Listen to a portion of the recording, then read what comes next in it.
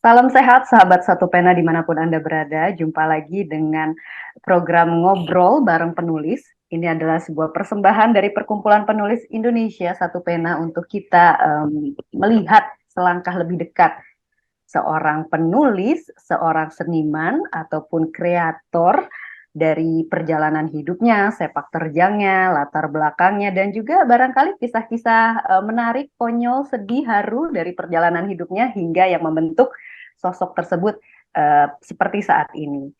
Ini adalah sebuah apresiasi kami untuk para penulis dan para kreator di Indonesia.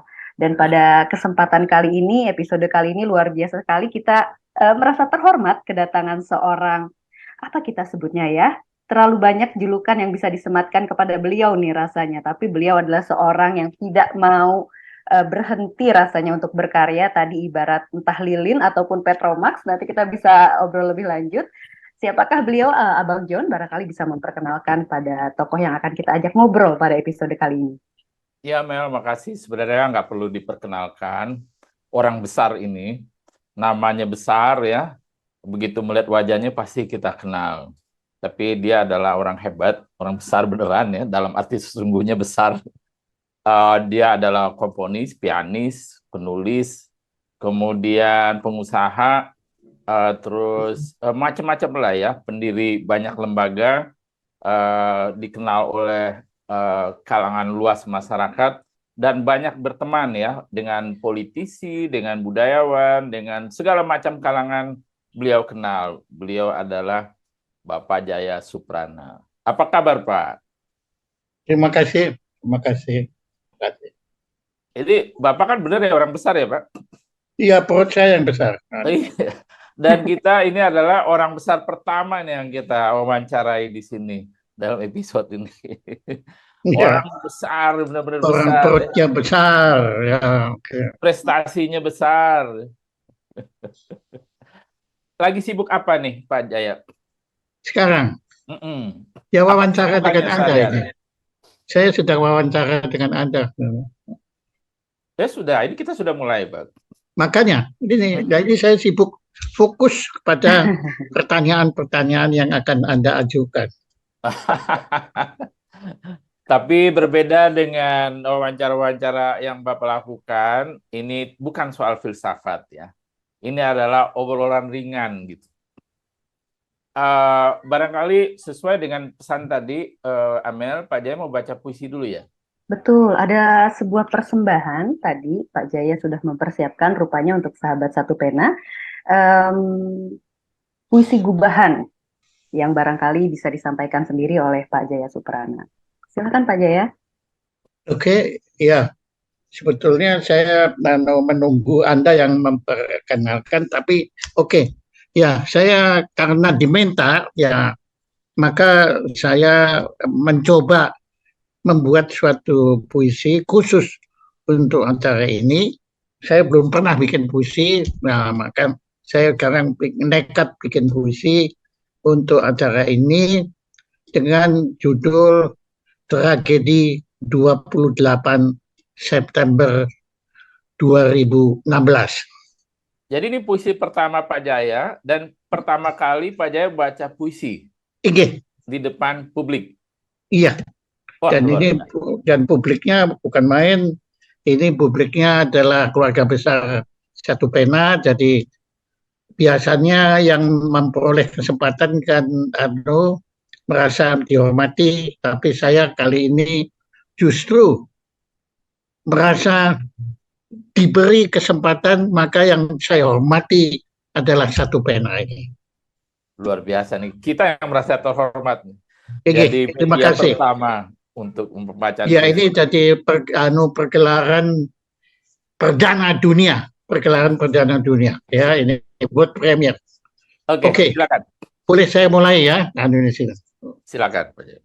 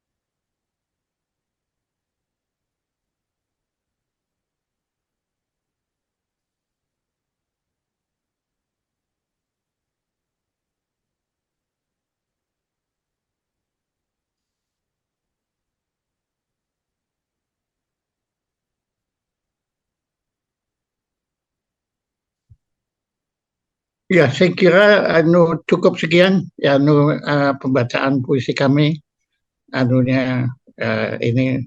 Jadi saya lihat waktunya tepat 1 menit tadi Luar biasa, Oh, puisinya luar bagus sekali, biasa. Pak. Ini namanya puisi apa aja, yuk?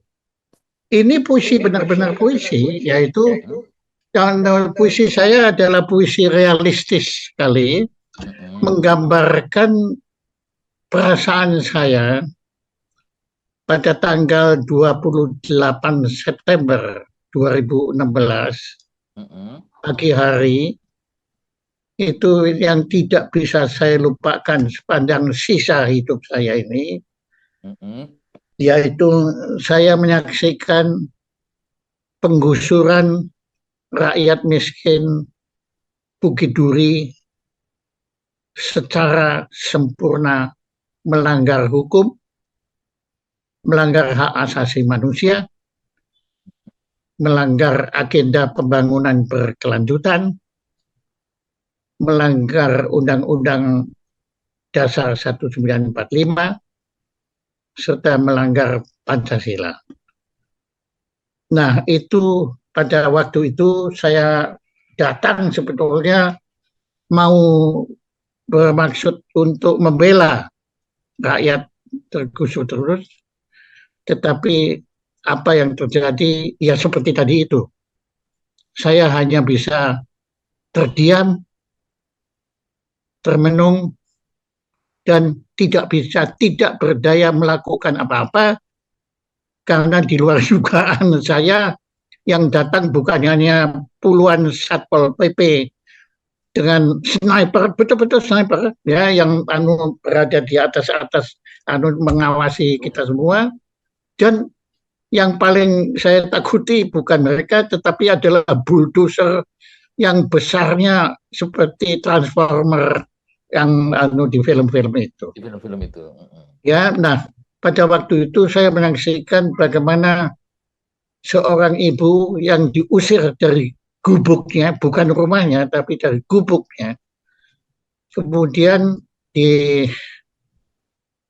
diperintah untuk segera keluar karena gubuknya mau dirobohkan oleh transformer tadi. Nah, kemudian saya menunggu beliau masuk ke dalam dan dalam waktu singkat keluar lagi dengan karena diberi pinjaman sebuah geledekan kereta kecil gitu ya, sorong untuk angkutan bahan-bahan bangunan itu, dan kemudian di dalamnya itu ya saya bayangkan kalau ada kata saya diusir ya mungkin yang butuh 2 jam untuk mengeluarkan harta benda saya. Tapi ini dalam waktu beberapa detik dia sudah keluar karena harta bendanya berada di atas berada di atas kereta kecil itu, kereta sorong kecil itu isinya cuma 1 kompor minyak tanah yang sudah karatan dan beberapa 2 piring dan 2 pasang sendok garpu dan putrinya yang usianya saya kira waktu itu baru 2 tahun duduk di dalam itu. Nah, kemudian itulah harta benda beliau. Nah, itu yang membuat saya tertegun ya, karena bayangkan teman-teman kita yang sesama warga itu kan sudah menderita hidup dengan digubuk dengan harta benda yang sangat-sangat terbatas. Tetapi toh mereka digusur.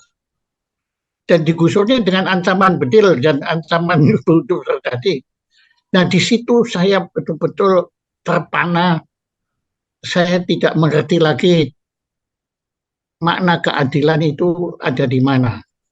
Tapi yang jelas pada waktu itu sila kedua tidak hadir di situ, kemanusiaan tidak hadir, dan sila terakhir keadilan sosial untuk seluruh rakyat Indonesia jelas masih jauh sekali.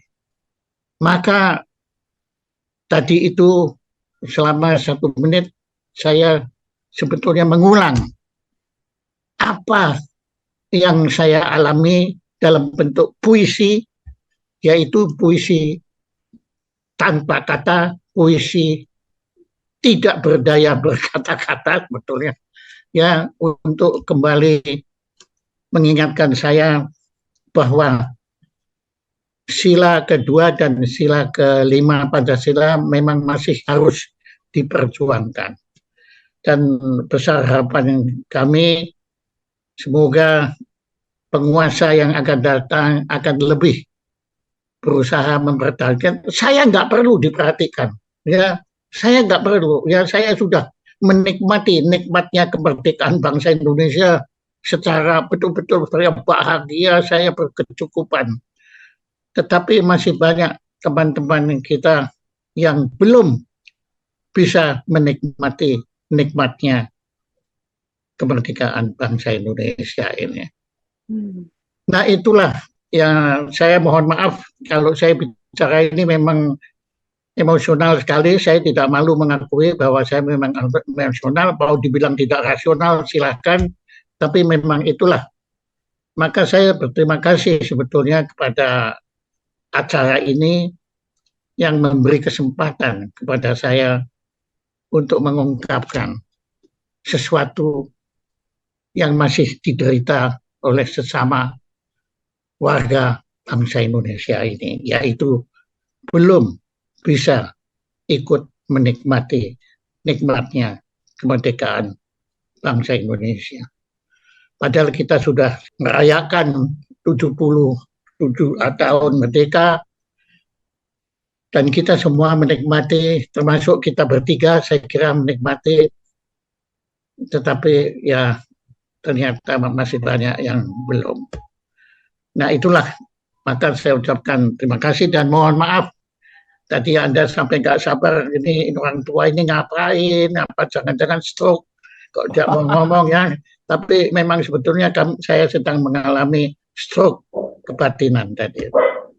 Terima kasih. Saya sih memang bertanya-tanya, tapi saya kalau melihat sosok Pak Jaya, saya memahami. Ini puisinya diam aja ini, pasti berakhir diamnya gitu kan.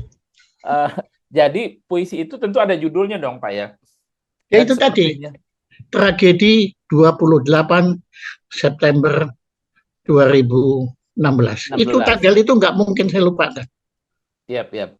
Dan di bawah seperti layaknya puisi, kan ada teks. Nah, sekarang nggak ada teksnya, so menggambarkan waktu Pak Jaya berada di Bukit Duri itu. Nah, biasanya di bawahnya, puisi itu juga ada tanggal pembuatan. Misalnya Jakarta, tanggal 16 November 2022. Itu dipakai juga nggak Pak bawahnya? Ya silakan. Kalau sebagai itu, penulisnya Bapak tidak mencantumkan. Itu tidak tertulis. Kan ini saya kan menganut budaya lisan sebetulnya.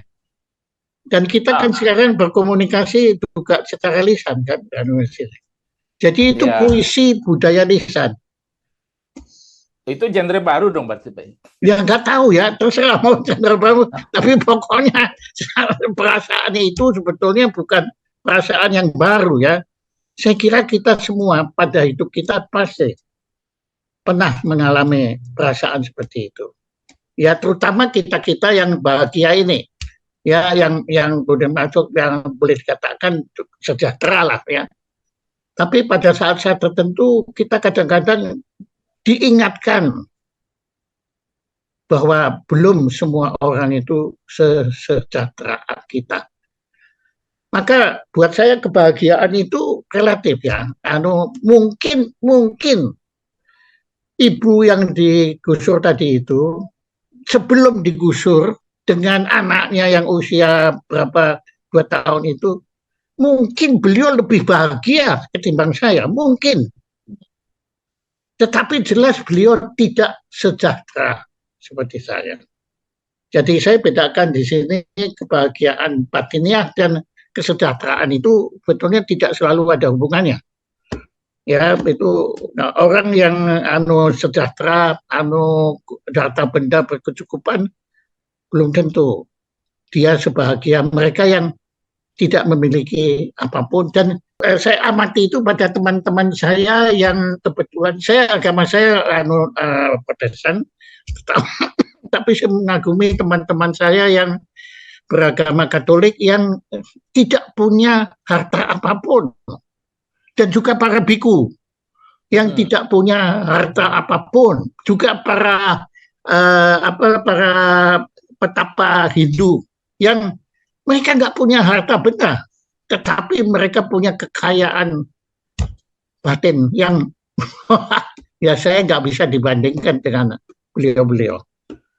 Nah, ya pokoknya saya kira peristiwa 28 September 2012 itu dalam keheningan, dalam kesenyapan, dalam kesepian itu bisa ditafsirkan menjadi sesuatu yang hiruk pikuk, gegap gempita, gelegar seperti suara gunung berapi yang meletus itu. Semua itu bisa ditafsirkan.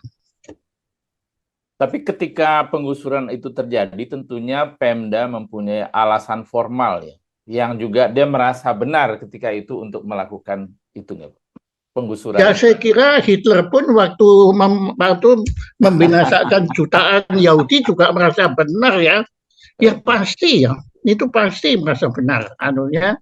Jadi saya tidak mempermasalahkan itu dan saya kan juga nggak nyebut siapa yang menggusur ya anunya, tapi saya cuma melihat rakyat miskin ini digusur secara melanggar hukum secara sempurna. Itu yang ngomong gitu bukan saya. Yang ngomong hukum, saya kan nggak ngerti hukum. Yang ngomong hukum secara punah itu Profesor Yasona Lawli. Dan yang satu lagi Profesor Mahfud MD. Nah, sekarang perkembangan kasus Bukit Duri itu kan sudah artinya berakhir dengan dalam tanda kutip baik ya. Pemerintah DKI bagi saya memang baik. Tetapi bagi yang digusur enggak, Pak. Yang ya, digusur itu jumlahnya ada sekitar dari 250. Itu dalam waktu 7 tahun ini itu ya 16 sampai 22 ya anunya ya dalam waktu 6 tahun ini itu yang meninggal sudah 7. Yang meninggal sudah 7. Yang rumah tangganya cerai-berai ya karena masalah ekonomi kan, karena nggak punya tempat baru, nggak terhitung. Jadi itu bukan selesai, Pak.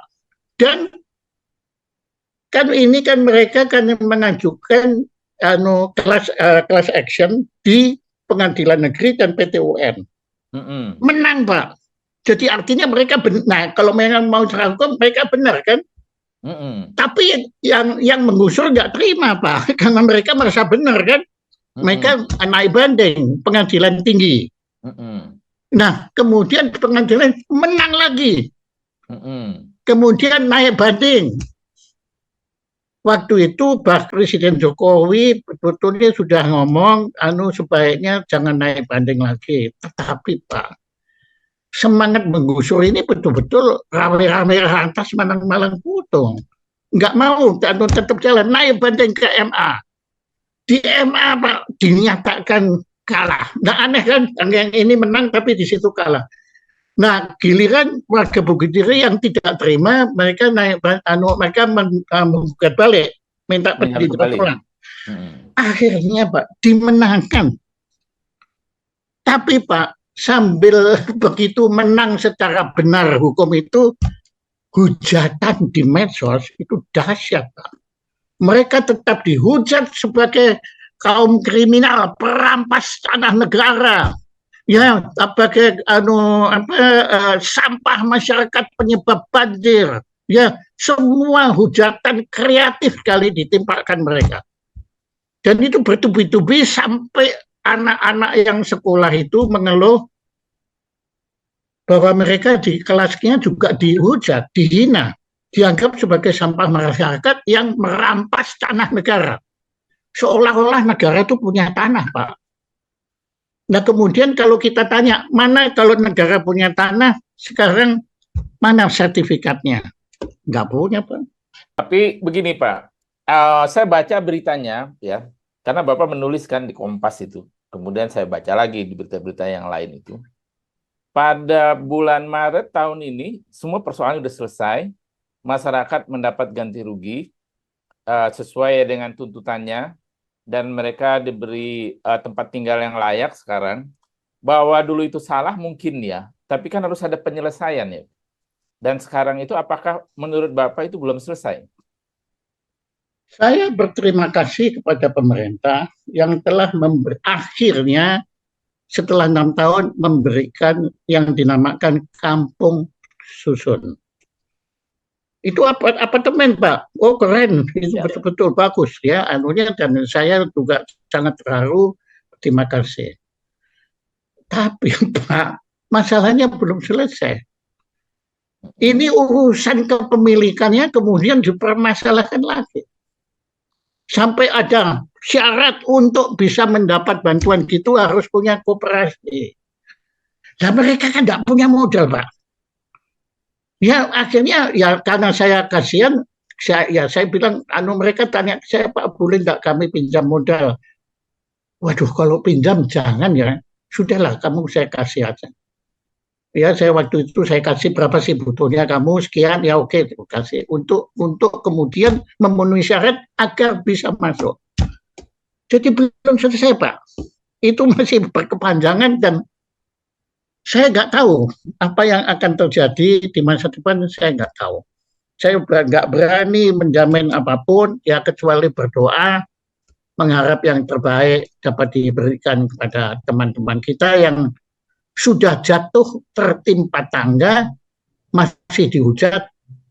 Saya kira, ya saya nggak tahu apakah itu akan berakhir atau tidak, tetapi memang kalau saya melihat apa yang dialami oleh Nabi saya, yaitu Yesus Kristus, beliau pun diperlakukan secara tidak adil, bahkan beliau disalib akhirnya. Jadi memang saya melihat ada bentuk apa ya, salib yang harus dipikul oleh kita semua. Ya, saya mungkin kelihatan segar bugar ya. Tadi Bapak juga melihat saya katanya segar segar gitu. Bercahaya. Tetapi setiap saya bangun tidur, saya selalu saya masih hidup nggak? Ya ternyata sampai hari ini memang saya masih diizinkan hidup. Cuma bayangkan, Pak, seorang teman saya di Los Angeles, dia menikah dengan seorang dari Italia yang ketemunya di Los Angeles. Kemudian mereka lama menikah sampai 14 tahun, nggak punya anak, dan mereka ingin punya anak. Nah, akhirnya keturutan. Bahkan ini kan kebahagiaan, Pak. Nah, baru minggu lalu saya mendapat berita, ayah dan anaknya itu pulang dari restoran yang mereka buka di Los Angeles, ditabrak orang, Pak. Mobilnya Mustang, karena tankinya ada di depan, meledak. Hangus, Pak. Bagaimana, Pak? Bagaimana? Saya setiap saat ini pun saya sedang ngomong dengan Anda, saya stroke, jebret, mati, bisa, Pak, situ. Ya. Jadi kita nggak tahu, Pak. Makanya tadi kan Bapak bilang, kan mestinya ada penyelesaian. Saya kira penyelesaian itu, saya kan lama menjadi ketua Yayasan Ginjal. Yep. Saya itu bantu orang-orang untuk dapat transplantasi ginjal. Saya biayai manunya. Terus waktu saya biayai, setelah saya biayai, saya pikir sudah selesai. Tahu, Pak, setelah transplantasi ginjal, mereka harus minum obat yang namanya siklosporin. Obatnya mahal sekali. Kalau tidak diminum ginjalnya akan ditolak oleh tubuhnya. Jadi sepanjang hidupnya dia hidup itu karena tergantung pada siklosporin, dan sifatnya tubuh kita ini kan semua ini kan degeneratif. Makin melemah dan akhirnya yaitu tadi saya meninggalkan dunia fana seperti teman saya. Jadi hidup ini, Pak, penuh dengan misteri. Nah, yang penting ya oke lah. Mari kita coba hidup tempuh ini bukan untuk membahagiakan diri kita sendiri. Kalau bahagiakan diri kita sendiri itu gampang, Pak. Tapi juga lama-lama kita nggak ngerti ya, apa kita bahagia, kita kepengen dulu saya belum punya apa-apa, kepengen punya sepeda. Di Jerman tuh saya. Kemudian saya bekerja mati-matian untuk membeli sebuah sepeda bekas. Nah, kemudian sepedanya saya cat, gitu kan, cat putih, jadi kelihatannya, waduh, mewah sekali. Kemudian saya taruh di parkiran, karena saya tinggal di asrama, saya nggak punya saya taruh di parkiran. Besok paginya hilang, Pak, dicuri orang, anunya. Ya, kemudian ya sudah, saya pikir sudah salah saya sendiri ya. Saya kemudian mencoba beli sepeda motor. Kemudian saya ambil mobil.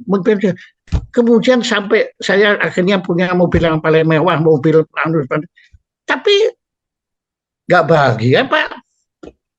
Sebab begitu saya dapat sepeda, dapat mobil, maunya mobil sport. Lebih tinggi lagi. Maunya mobil Rolls Royce. Naik terus, Pak. Dan kalau sudah duduk di dalam mobil itu, waduh, rasanya bahagia. Tapi 2 minggu, bosan lagi, Pak. Ya seperti kita makan lah ya, kita makan kan setiap lapar kita makan, tapi kita makan apa? Untuk kenyang kan? Lah kita kenyang apa? Untuk lapar lagi. Begitu terus ya. Dan seperti Sisyphus yang mendorong mendorong batu ke atas, menurut apa kamu itu, kemudian jatuh ke bawah. Tapi saya kira makna kebahagiaan bukan di situ, Pak.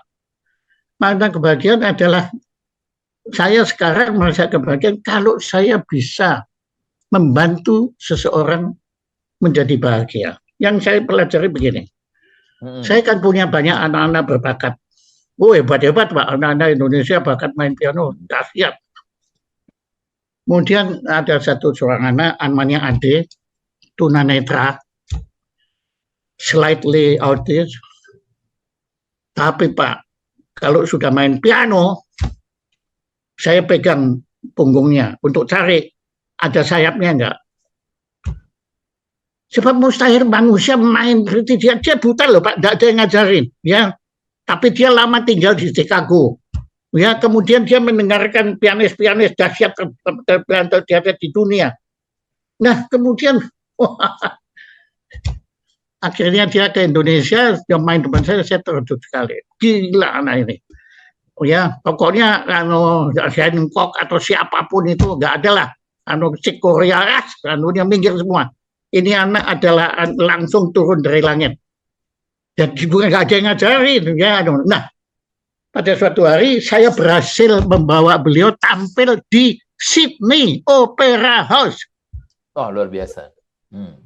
Profesor saya aja belum pernah, Pak, main di Sydney Opera House. Tapi ini anak ini yang kayaknya karena memang dahsyat main. Ya, setelah selesai, publiknya kan mengelulukan beliau. Nah, saya lihat, tugas saya selesai. Kemudian saya pergi, Pak. Mendadak anak ini karena artis, dia kan tidak pernah manggil saya. Kalau saya ngomong selalu melewat ayahnya yang menerjemahkan bahasa saya kepada anak ini agar anak itu ngerti maksud saya. Oke. Tahu-tahu saya dengar suara, Pak saya. Kok rasanya kayak suaranya Ade? Pak saya. Ya, terus saya noleh, ternyata dia dari jauh mencari saya karena buta kan. Pak saya di mana? Terus ayahnya di situ, Pak Jaja. Anak ini kemudian menghampiri saya, Pak. Kemudian saya datang untuk hanya memegang tangan saya, kemudian terima kasih, Pak Jaya. Wow, Pak. Saya sudah tampil di mana-mana. Saya sudah tampil di Carnegie Hall. Saya sudah tampil di Universitas mana aja. Faktanya sudah keren lah saya ini. Tetapi saya nggak pernah merasa sebahagia waktu saya menerima ucapan terima kasih dari seorang yang main piano. Saya nggak main, Pak. Yang main kan dia. Di situ saya baru tahu, Pak. Kebahagiaan sejati bukan untuk diri kita sendiri. Tapi kebahagiaan sejati adalah ketika kita memberikan kebahagiaan ke orang lain. Luar biasa itu. Luar biasa ya. bahwa kita membahagiakan orang, ya bukan kita yang mencari bahagia, tapi orang lain bahagia, kita ikut bahagia gitu Pak ya. Iya, bahkan kita lebih bahagia dari mereka, Pak. Jadi Ya, Pak, anunya, saya yakin ya, dan saya ini sebetulnya belajar, saya Nasrani, lagi-lagi saya belajarnya bukan dari orang Nasrani, tapi dari Master Cheng Yen, dari Buddha Suci. Saya pernah melihat satu foto beliau itu di suatu bencana kelaparan atau bencana alam waktu itu di daratan Cina. Kemudian beliau kan dari Taiwan datang ke sana untuk membantu, memberi makanan, memberi obat-obatan. Kemudian saya lihat loh fotonya, loh kok beliau bersujud di depan yang menerima. Hah? Saya tanya, ini kenapa? Bukan ke Mas Sodrian, tapi kepada petugas yang jaga. Kenapa? Loh, ya itu maksudnya mengucapkan terima kasih kepada siapa? Kepada yang mereka bantu. Yang dibantu oleh orang. Loh, kenapa?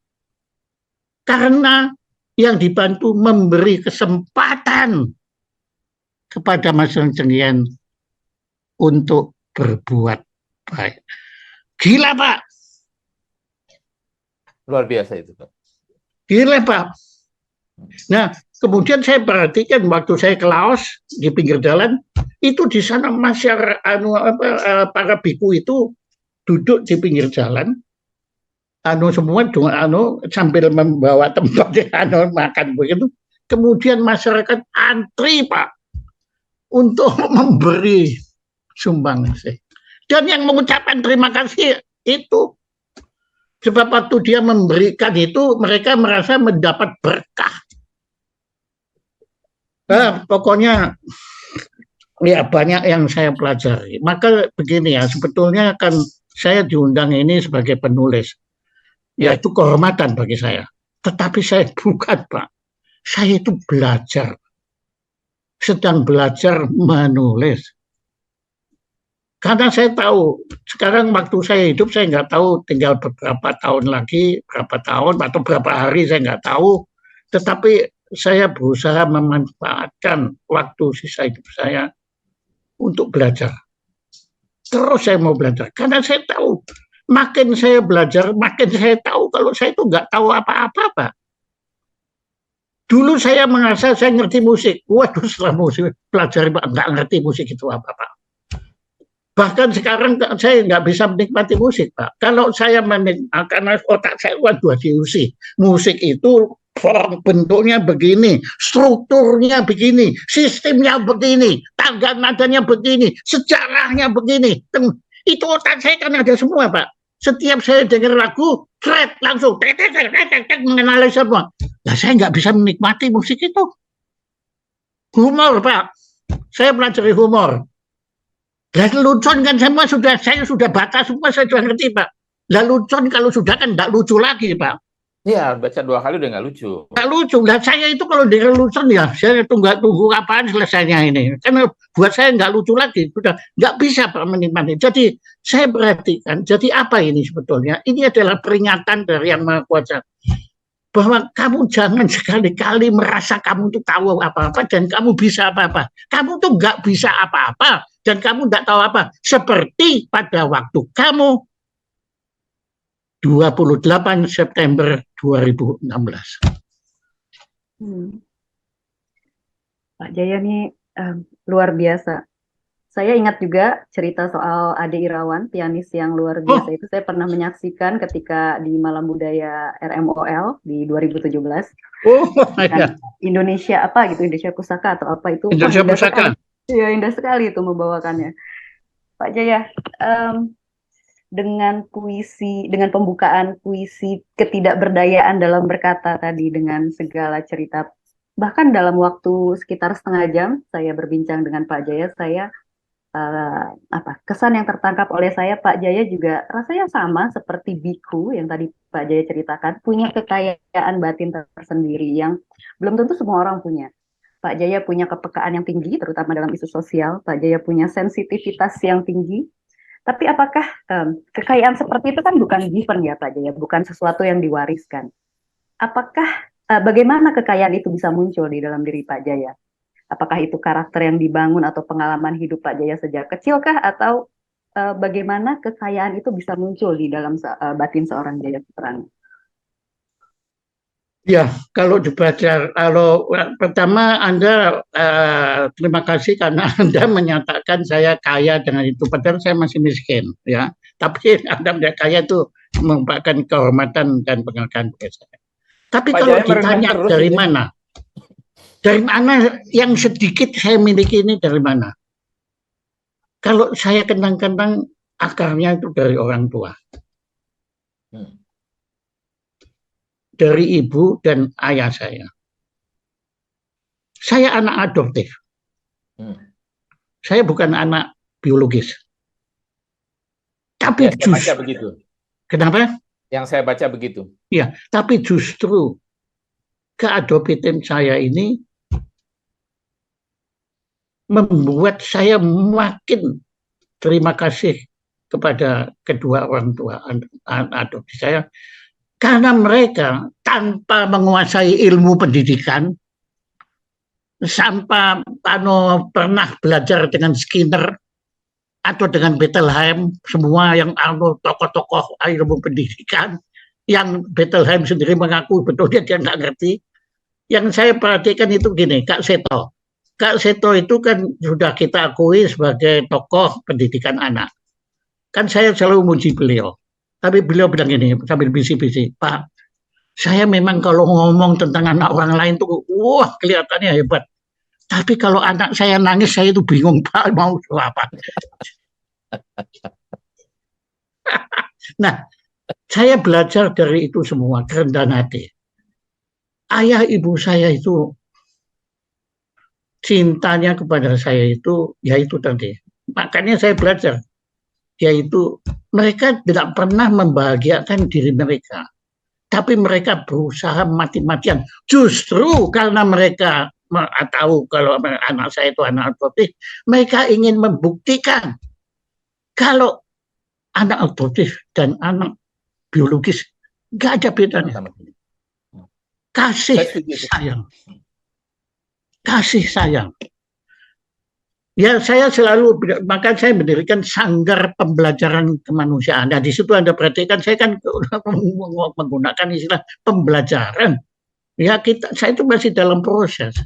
Tetapi sebetulnya inti dari kasih sayang itu apa? Kalau dalam bahasa Inggrisnya compassion. Tapi kalau dalam bahasa Indonesianya, ya kasih sayang. Dalam Buddhisme, welas asih. Dan yang saya kagum pada Islam yaitu fasal pastabikul khairat. Bersaing berbuat baik. Gila Pak itu. Dan itu yang kita butuhkan dalam pemilu nanti. Kita jangan bersaing menghujat, saling memfitnah, bersaing untuk membuat fitnah, membuat kecaman, membuat cemooh. Tapi mari kita bersaing berbuat baik. Ya itulah. Jadi maaf Bu, pertanyaan Anda itu saya nggak bisa jawab secara komprehensif, tapi saya hanya jawab secara proses. Tapi intinya kasih sayang. Jadi bagaimana Pak Jaya itu merasakan kasih sayang dari orang tua Pak Jaya itu? Seperti apa perwujudannya? Ya bagaimana ya pertama ya sudah pasti perhatian kepedulian mereka. Kemudian kalau yang saya perhatikan itu, yang saya pada ayah saya itu dia selalu mengawasi saya. Dan dia tidak pernah memuji saya, tapi kalau saya melakukan kesalahan, saya dipanggil. Saya masih ingat Pak, salah satu warisan dari orang kaya saya yang saya sangat hormati dan sangat hargai adalah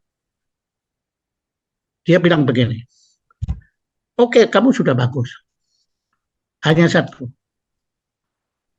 kamu mudah tersinggung. Saya waktu dibilang itu tersinggung Pak. Berarti terbukti benar ya? Iya, tersinggung. Apa saya kan tidak mudah tersinggung. Nah, padahal saya tersinggung kan. Tapi kemudian saya perhatikan Pak, sumber miskomunikasi itu apa? Rasa ketersinggungan. Itu miskomunikasi asalnya di situ. Maka kalau dulu orang bilang saya tua bangka bau tanah, ngamuk saya. Apa aku ajar? Tapi kemudian saya pikir nanti dulu. Loh memang ketandaan saya sudah tua dan memang bau tanah. Terus saya bilang kamu Cina sipit babi kamu ya. Oh, kemudian saya pikir, oh ya saya memang keturunan Cina, mata saya memang sipit. Jadi ya memang perut saya tadi Anda bilang kan, Anda kan tadi yang bilang ya besar kayak babi. Ya sudah. Iya. Saya terima itu. Salah dengan lu. Dan saya malah bersahabat dengan mereka yang menyebut saya begitu. Nah kalau saya marah kan musuh. Nah ayah saya bilang begini, 1000 teman masih kurang. Satu musuh. Itu dari ayah saya.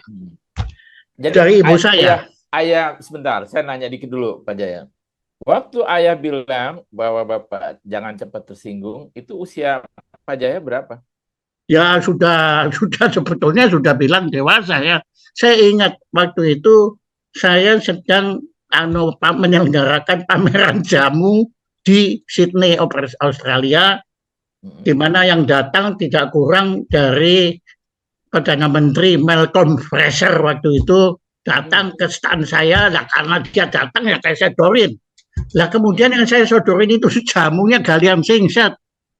Aduh, dan yang kurang ajar yang Malcolm Fraser itu juga agak nggak benar juga dia. Ya dia kemudian ditanya, what is for? Ya that is for slimming, sir. Saya bilang gitu. Kemudian dia lihat slimming, yes. Tuh dia lihat perut saya ya kayak Anda tadi itu bilang besar itu tadi kan. Nah itu. Nah kemudian ya dia pergi. Nah itu saya tersinggung. Kemudian ayah saya bilang, tapi saya cepat waktu itu bilang begini kepada Malcolm Fraser. Dengar yang baik, saya bilang, waduh saya baru Perdana Menterinya saya. This is the last what I have. Ini jamu ini larisnya bukan main, sampai di gudang itu nggak ada. Maka saya nggak sempat minum jamu itu. Nah kalau kamu nggak minum, jadinya perutnya kayak saya. Wah langsung. Luar biasa nih teknik marketingnya nih Pak Jaya. Marketing itu penyelamatan diri. Jadi sebenarnya ayah Pak Jaya itu sudah lama menyimpan nasihat itu sebenarnya. Cuma tidak mau mengemukakan, seperti juga tidak mau memuji. Ini ada momen untuk mengatakan jangan cepat tersinggung. Betul. Dan buktinya saya tersinggung kan. Memvalidasi jadinya, memvalidasi pernyataan itu bukan itu salibrasi itu namanya. Nah ini, tapi kalau ibu saya beda. Ayah saya kan memberi pendidikan saya dengan kata-kata, ibu saya dengan perbuatan. Apa? Saya nggak pernah mendengar ibu saya bicara buruk tentang orang lain. Hebat sekali, ibu saya itu hebat sekali. Saya belajar dari ibu saya memandang hidup ini sebagai suatu alam di mana ada yang terang. Ya ini kan kalau lampu kan ini, kalau ini satu sini kan yang kena lampu kan terang, tapi yang belakang kan gelap. Ibu saya nggak pernah melihat yang gelap, yang dilihat cuma yang terang. Itu saya, menurut saya pelajaran yang sangat berharga, tapi susah sekali.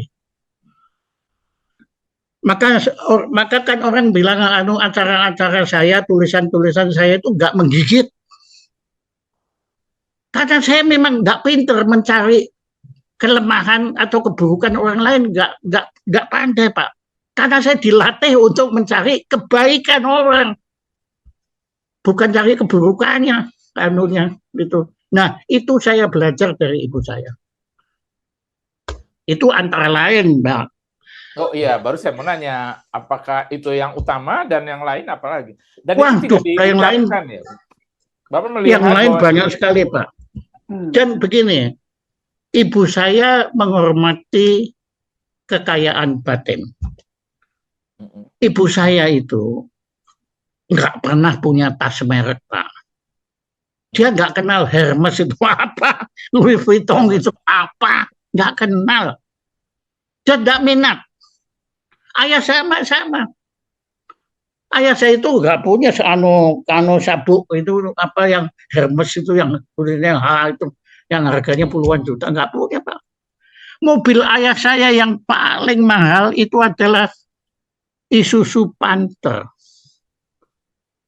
Saya tanya, Pak, kenapa nggak beli Rolls Royce? Kemudian dia, oke, sekarang kamu pakai Rolls Royce, saya pakai Isuzu Panther. Ayo kita sekarang jalan di kota Jakarta ini ke mana? Gitu. Ayo kita lihat siapa yang sampai duluan. Ternyata kita ya sama-sama sampai, Pak. Kalau istilah saya, podo gelindingi. Sama menggelindingnya, Pak. Jadi ya sudah, Pak, ayah saya sangat mengagumi beliau bukan karena kekayaan harta benda, walaupun dia punya kekayaan harta benda, ya, tapi beliau enggak. Saya pernah ingat, saya kan waktu muda, udah anak muda Pak, itu kan apalagi di Jerman gitu kan saya lihat tuh waktu saya pulang kan saya kemudian dipaksa menikah.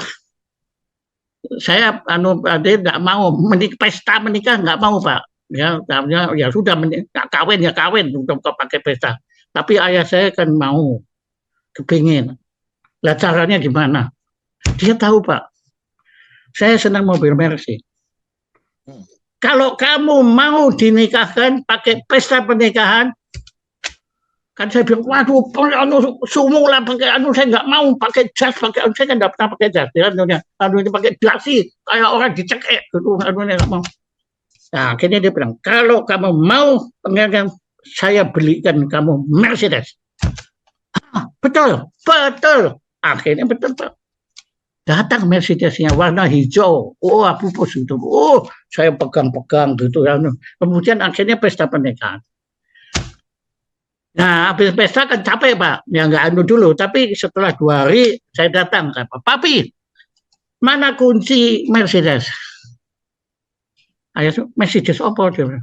Yang kemarin saya naikin itu.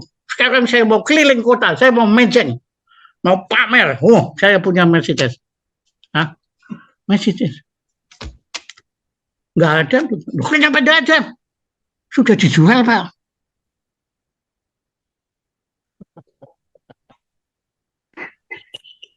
Maksudnya? Loh ya memang maksudnya beliau kan nggak mau punya Mercedes. Loh kan dia cuma mau nurutin saya aja, menuruti angkara murka saya kan. Ya itu. Dan itu saya dididik Pak. Tapi ya saya diam-diam di Jakarta, diam-diam kan ayah saya tinggal di Semarang. Kemudian di Jakarta saya diam-diam ya beli Jaguar, beli itu ayah saya nggak tahu Pak. Kalau tahu saya wah dimaki-maki saya, tapi ya udah mau. Jadi ayah Pak Jaya itu enggak juga ayah ideologis ya, berbeda karakternya. Ayah bukan ayah biologis, ayah adoptif. Bukan ayah ideologis. Maksud saya memang bukan ayah biologis. Mestinya kan bukan ayah biologis, tapi ayah ideologis. Ide-idenya, pengajarannya, tata krama dan cara pemikiran turun ke Bapak. Ternyata enggak juga ya. Ya sebetulnya ya saya kalau bisa nggak bisa mewarisi semuanya Pak.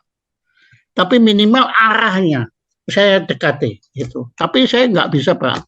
Seikhlas beliau, sesederhana beliau itu saya ada hal-hal yang saya rasa saya nggak mungkin bisa capai. Ibu saya juga, ya saya nggak mungkin capai. Jadi kalau boleh bertanya Pak, uang yang banyak itu milik ayah, oleh ayah diapain itu? Uang itu akhirnya kan saya punya saudara Pak. Ya saya bagi dengan saudara dulu. Ya kemudian ya kalau Anda tanya sekarang uang itu dikumpul apa? Ya mungkin Anda lihat sekeliling saya. Buku saya ini Pak, kalau dihitung ya nilainya bukan hanya kualitatifnya ya, kuantitatifnya pun bukan main. Itu ya harta saya. Itu harta saya. Kemudian saya mendirikan asrama yatim piatu. Ya, kemudian ya itu tadi ada saat-saat ada yang butuh seperti butuh untuk koperasi itu kan ratusan juta anunya ya saya bantu. Kemudian kalau itu sekarang saya punya teman-teman yang bekerja sebagai pejuang kemanusiaan, kalau kebetulan itu kan seperti guru kemanusiaan saya yang saya kagumi, Sandiawan Sumardi, itu kan gara-gara beliau membela mati-matian masyarakat Bukit Duri, akhirnya jadinya kan beliau bisa berkarya itu kan atas bantuan foundation. Ya, ada Ford Foundation dan lain-lainnya itu. Pak, itu dia bisa. Nah, tapi begitu dia membela ini dan membelanya mati-matian, dicabut semua, Pak. Nol. Nah, kemudian saya berusaha membantu beliau, tapi ya nggak bisa seperti Ford Foundation tentunya. Ya dan ya macam-macam ngasih beasiswa ya, termasuk saya mendirikan sekolah yang di mana ya sekolahnya itu tentunya yang kebetulan punya uang ya tentunya membayar fee. Tetapi kalau yang nggak punya ya saya cross, Pak, ya itu untuk membiayai yang nggak punya.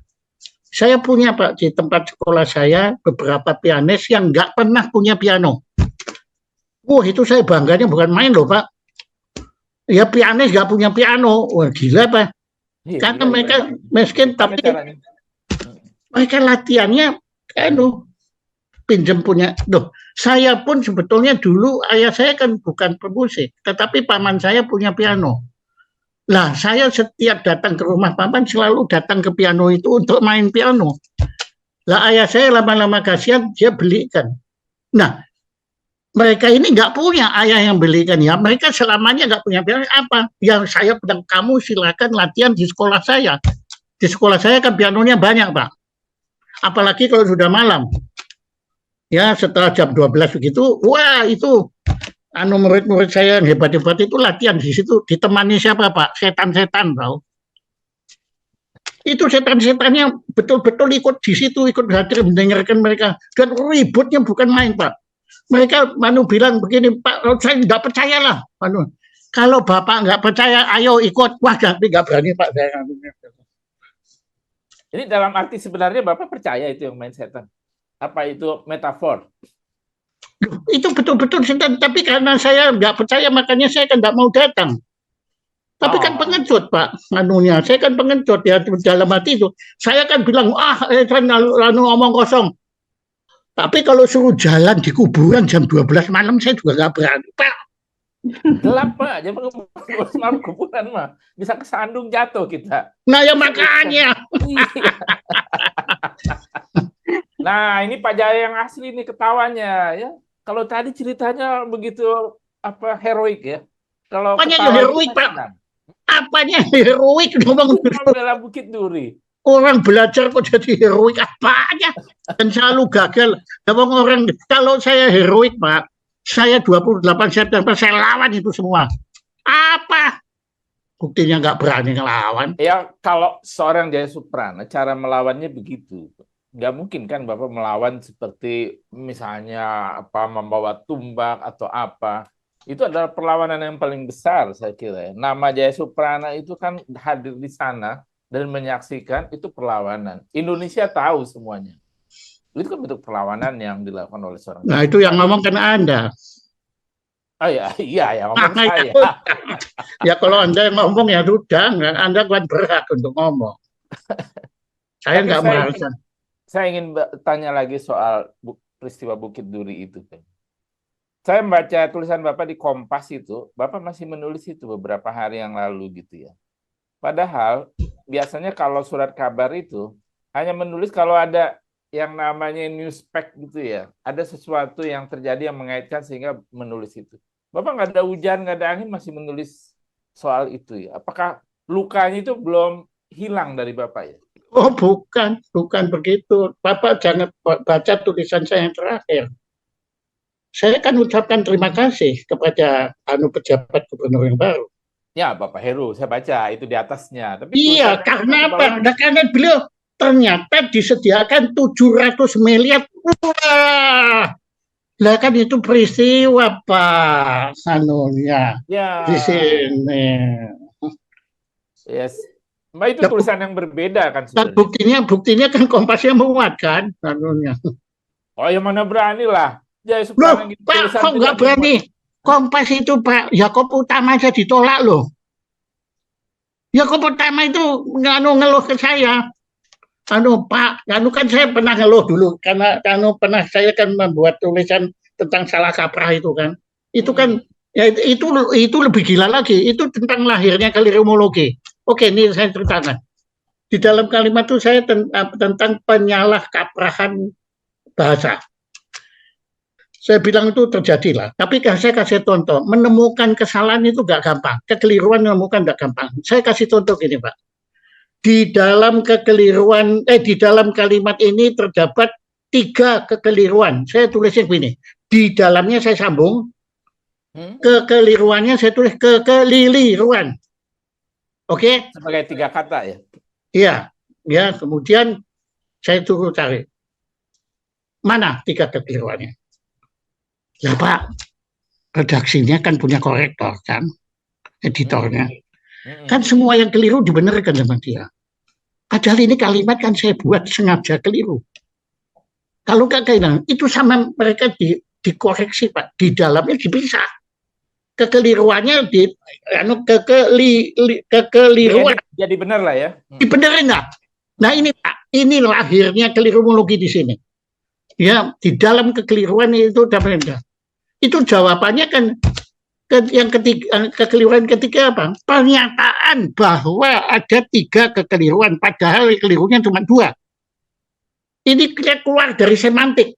Kita sudah masuk heterological itu, paradoks. Nah, tetapi oleh redaksi dirusak, Pak. Tapi niatnya baik. Ya itu dibenarkan kan. Lah ternyata sesuatu yang dibenarkan malah jadi keliru. Itu Pak, waktu saya muat gitu, teman-teman saya kan memang jahil-jahil Pak bilang, kamu itu memang gila, tapi kamu itu kali ini gila, lebih gila lagi. Ada apa itu nulis kayak gitu? Hah? Saya nulisnya kan bagus untuk gila. Kemudian saya, ya ampun, dibenerin. Nah, saya nggak terima, saya telepon redaksinya. Saya bilang, ini pusing mereka Pak. Sudah Pak Jaya, Pak Jaya bikin surat pembaca. Akhirnya saya beri pembaca. Ya, tapi mereka surat pembaca kan ada redaksinya juga, Pak. Iya, ada editornya juga pasti. Nah, terus dibenerin lagi sama dia. Ya makin kacau kan, Pak. Akhirnya saya ngomong sama Pak Yakob Utama. Pak, ini gimana? Kalau ini saya terus dia sebagian apa sih? Hah? Loh, lah ya gimana? Lah redaksi saya kan harus membenar. Ya tapi ini memang harus keliru. Wah, akhirnya pusing. Ya sudah, kamu tulis, nanti saya kasih instruksi setelahnya ini pokoknya punya Jaiswan, jangan disentuh. Akhirnya akhirnya temuan. Tapi teman-teman saya sudah bosan Pak. Ini Jaiswan ini gila akhirnya ya udah. Akhirnya akhirnya saya malu dah itu Tapi yang saya perhatikan Pak, kira-kira sampai 1/2 tahun setelah itu korektornya nggak ada yang berani kerja loh Pak. Itu Kompas penuh kekeliruan, nggak dikoreksi semua. Padahal instruksinya hanya buat itu aja. Iya, tapi mereka pikir, wah ini mati aku. Nah, di situ Yakob Utama, iya Bapak nggak enak Pak Pemret. Kalau saya ini kan dikoreksi. Pak, saya itu berapa kali nulis, mereka bilang ini tidak layak dimuat. Nggak dimuat semua loh Pak. Tulisannya Yakob Utama. Oh, jadi itu cerita awalnya kelirumologi lagi. Itu kelirumologi lahirnya di situ. Dan itu betul-betul Pak, saya kagum ya kepada, ya sebetulnya kagum atas keterbatasan logika. Jadi ya sebetulnya nggak kagum, mestinya malu ya, tapi kagum saya. Luar biasa Pak, itu mereka bisa memakan dirinya sendiri. Itu luar biasa Pak. Kelirumologi itu out of the box secara berpikir. Sebetulnya enggak Pak. Kelirumologi itu sebetulnya cuma istilahnya yang baru. Tetapi kelirumologi itu esensi seluruh peradaban. Peradaban kita ini kan selalu, kan kita manusia nggak mungkin sempurna. Jadi pasti kan ada kekeliruannya. Lah peradaban ini akan menggelinding kalau kita berusaha mencari kekeliruan itu, kemudian mendeteksi, kemudian berusaha memperbaiki kekeliruan. Itu proses peradaban, Pak. Dan tidak akan selesai. Iya, tapi kan yang menarik di sini adalah Bapak menemukan brandnya, ya. Brand kelirumologi. Itu yang membungkus semuanya itu, orang menjadi aware gitu ya, bahwa kita itu banyak kekeliruan, banyak ya macam-macam lah yang Bapak kumpulkan dalam buku itu. Iya, Ya, itu tapi kan sesuatu yang kekeliruan juga kalau diingatkan dimarah, Pak. Kalau diberuntung nggak mau mereka yang nyaman dengan keliru kok gimana? Nah, itu kan sebuah proses ya, menuju kita makin baik kan itu. Ya itu, tapi prosesnya menurut saya ya kayak si Saipus itu, Pak. Kita ngelundung lagi bawah, ngelundung lagi bawah. Mungkin Bapak perlu menerbitkan buku lagi, Kelirumologi, edisi kebijakan pemerintah. Sudah ada. Yang khusus kebijakan pemerintah. Iya, sudah ada. Itu dulu kan ada. Buku. Kelirumologi itu kan dulu macam-macam, Pak. Ada kelirumologi genderisme. Itu yang saya awal kali anunya. Tapi ada kelirumologi apa? Kelirumologi juga ada. Kelirumologi sendiri itu penuh kekeliruan, Pak. Anunya ya seperti kalau dalam kita memberitahu orang kalau keliru itu hati-hati. Sebab orang itu sudah nyaman dengan kekeliruannya itu. Ya, nah kamu tujuannya apa? Kalau tujuannya kamu harus biasa menyadarkan dan sampai mereka mau merubah. Kalau nggak mau merubah percuma. Jadi nggak usah kasih tahu aja, Pak. Dan ada kelirumologi reformasi. Itu isinya semua public policy. Dan setelah saya pelajari lagi, saya agak takjub juga. Wah, ternyata dulu itu begitu toh asal muasalnya. Saya kan saya ini seperti katak yang sudah ada di dalam air. Air ini dipanaskan, Pak. Air itu kan saya nggak bisa merasakan perubahan panas itu sehingga tahu-tahu saya mati di dalam itu, Pak. Nah, saya kelihatannya dalam situ, Pak. Dulu saya tahu itu keliru, tapi sekarang karena saya ada di dalam itu, saya nggak sadar lagi kalau keliru. Tapi saya curiga ini, Pak, kelirumologi yang Bapak bikin pertama kali itu, yang cari 3 kesalahan itu sebenarnya Bapak sedang berhumor ya, bukan mencari kelirumologi. Oh enggak. Lucu-lucuan itu. Enggak, Pak. Buat saya humor itu bukan lucu loh, Pak.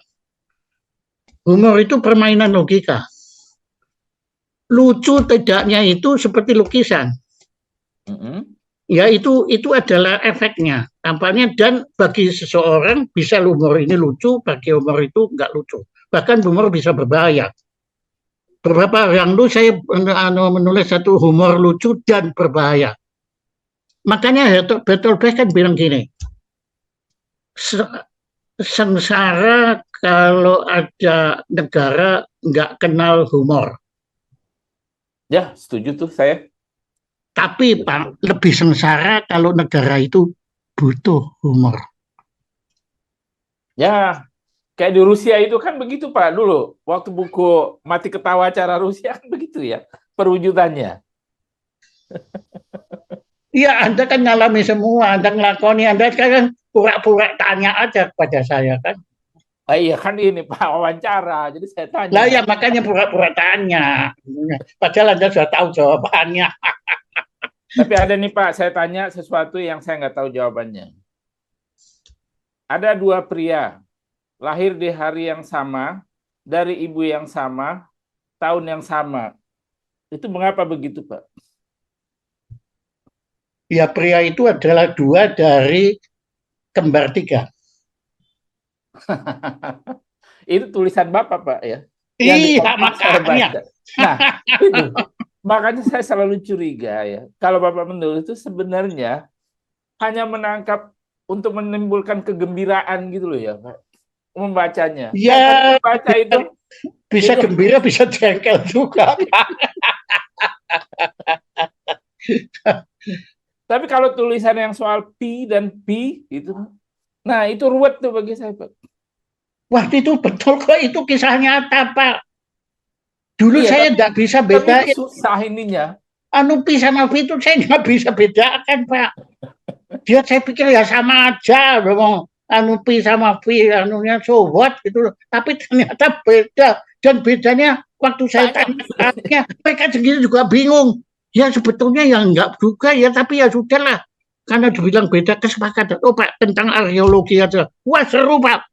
Itu yang itu kesepakatan. Ya itu kesepakatan. Ya akhirnya kan begini, para saintis itu kan cenderung mengejek para agamis itu kan mereka suka bermain dogma kan. Kan untuk melindungi teori mereka kan agama pakai dogma. Saintis sama aja Pak. Mereka juga pakai dogma, itu namanya aksioma kan, itu dogma Pak. Aksioma itu bukannya ini Pak, sebuah postulat kebenaran. Iya, postulat sebuah hipotesa. Lah iya, ya itu kan akal muslihatnya mereka untuk bilang itu bukan dogma, padahal itu dogma. Pada orang-orang tertentu dia bisa membuktikannya atau merasakan kebenarannya. Berbeda dengan dogma dong ya. Iya, bisa merasakan kebenarannya atau tidak merasakan kebenarannya juga, Pak. Ya, seperti teori-teori arkeologi itu ya. Saya akhirnya nurut aja Pak. Dong saya nggak bisa buktikan kalau itu salah, tapi saya juga nggak bisa buktikan kalau itu benar. Ya sudah saya nurut aja, yang mana yang enak, yang nyaman buat saya ya saya turutin gitu aja lah. Itu kayak Tuhan dong Pak ya. Tuhan itu kan nggak bisa kita tolak, nggak bisa kita terima. Kita nggak bisa membuktikan dia ada dan tidak bisa membuktikan tidak ada. Ya wes, makanya udah. Ya kayak Big Bang. Ya Big Bang kita kan nggak bisa membuktikan anunya. Itu kemudian kreasionis juga kita nggak bisa bedakan. Ya sudah, artinya apa? Ya dua-dua benar atau dua-dua keliru. Ya udahlah. Nah itu kan bisa mengganggu itu Pak ya. Loh, akhirnya kita butuh keputusan Pak. Ya. Nah itu perlunya keimanan itu di situ. Makanya saya bilang seorang saintis juga perlu keimanan sains. Kalau nggak percaya ini, saya sedang meneliti percayamologi Pak. Wah keren Pak. Oh mantap itu.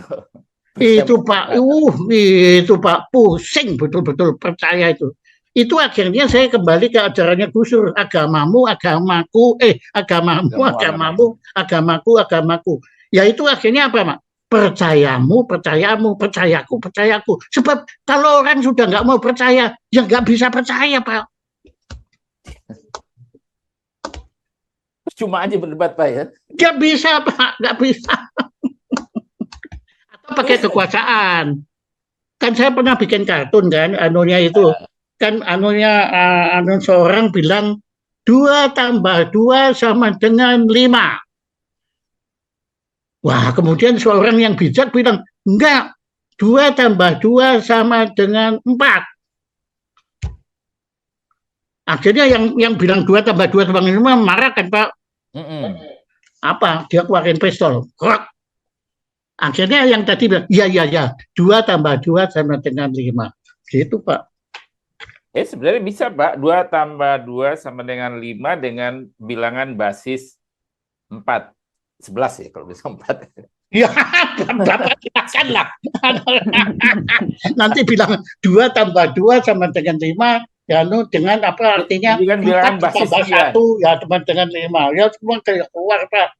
Ya, kita kan berpikir dengan basis 10 biasanya kan. Ya, pokoknya kalau kita berpikir dengan basis yang berbeda kan hasilnya beda. Iya betul Pak. Setuju Pak. Makanya binar apa trinar itu nanti udah pusing Pak. Loh, kuantum Pak, apa enggak itu cuma semua kan spekulatif semua Pak. Bagi saya nggak paham Pak. Bagi mereka yang ahli fisika, bagi Einstein itu mereka bisa membuktikannya, ya mereka nggak bisa membuktikannya aksioma ya. Ada mulai sudah Pak, saya kan punya naskah itu, nanti coba kalau Bapak cari lagi di Kompas tentang bagaimana Feynman, Einstein, Bohr dan lain-lain itu. Pertanyaan penutup kali dari saya, nanti Amel juga nanya penutup. Itu saya baca di Kompas tulisan Bapak. Tiap hari Bapak posting tulisan, bikin tulisan. Hebat sekali Bapak. Bagaimana menjaga semangat, menjaga rutinitas menulis gitu? sejak 28 September. Itu saya kemudian setiap hari harus menulis. Tidak tahu ada sesuatu drive, ada satu energi yang memaksa saya menulis. Dan terus terang saya dulu ketemu teman saya di Irlandia, seorang bangsawan yang punya istana gitu, dia memang profesinya menulis, Pak. Saya tanya kepada dia, bagaimana orang menjadi penulis seperti kamu? Hebat kamu.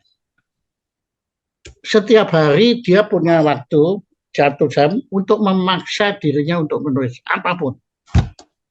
Nah, itu pelan-pelan saya pelajari, akhirnya kebacut, Pak, sampai sekarang. Bacut ya. Ya, bahkan saya punya reserve, saya persiapkan kalau saya sakit nanti minimal ada 7 naskah mendahului. Supaya kalau masih punya stok gitulah. Nah, nanti kalau saya mati ya sudah, kalau mati habis. Ilmu itu boleh saya ambil ya, Pak, buat saya. Dokter, bukan ilmu, itu penyakit, Pak. Ilmu menulis. Luar biasa, Pak. Ayo, Pak Jaya, Pak Jaya, saya mau punya satu pertanyaan pribadi dari saya sebenarnya. Saya selalu penasaran apa dari seorang tokoh yang besar, adakah satu buku yang paling teristimewa? Dan itu apakah Pak Jaya punya satu buku yang teristimewa bagi Pak Jaya? Semua buku istimewa bagi saya. Anda ini pertanyaannya sama seperti saya kan punya Museum Rekor Dunia Indonesia. Rekodnya ada 10.000 lebih sekarang, ya. Kemudian menurut Pak Jaya, mana rekod yang paling menurut Anda adalah paling mengesankan? Saya bilang, kamu punya anak enggak?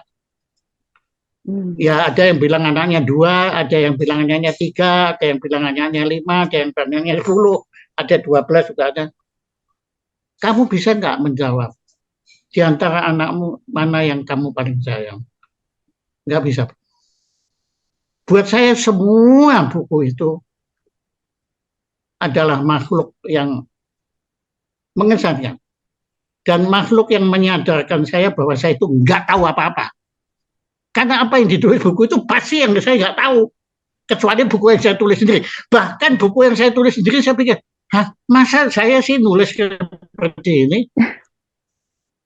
Itu Bertrand Russell, seorang yang saya kagumi juga, satu di antara, itu kan ada bukunya dia tentang my development philosophy.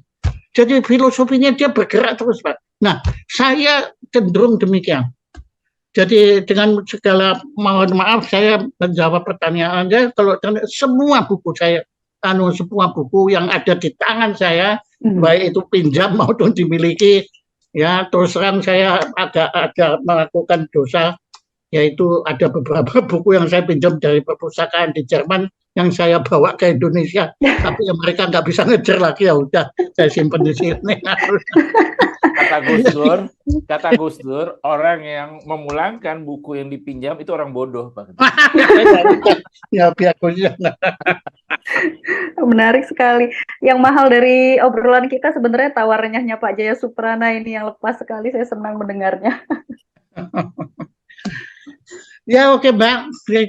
Waktunya sudah ya sudah lewat sebenarnya, masih banyak pertanyaan ini. Nanti lama-lama saya makin kelihatan busuknya. Oke, ya. Terima kasih Pak Jaya Suprana. Terima kasih ya. Selamat malam dan terima kasih atas kehormatan yang diberikan pada kami. Ya, terima kasih. Sehat selalu Pak Jaya. Sehat selalu Pak Jaya. Insya Allah.